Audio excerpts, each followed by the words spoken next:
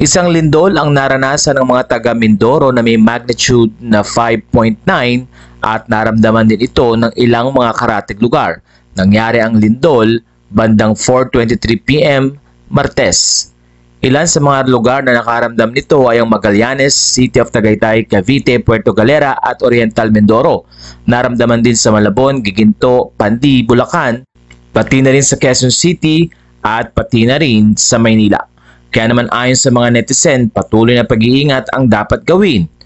At ilan nga sa mga celebrities na nakaramdam nito ay sina Janice de Belen at pati na rin ang aktres na si Candy Pangilinan. So, may earthquake po! Ang grabe! Naramdaman mo ba? Hindi. Kasi na po yung kotse ko. Ito kasi yung kotse mo. Bakit ito ang kotse mo?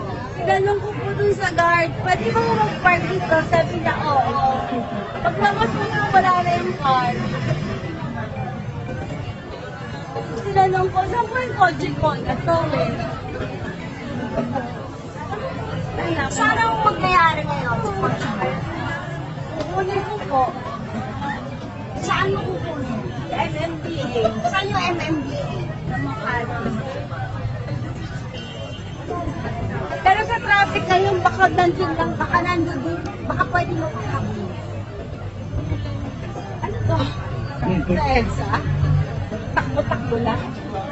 Lahat ng tao lumalabas ng Oo, kasi nga, traffic. Ay, traffic. Ano yun?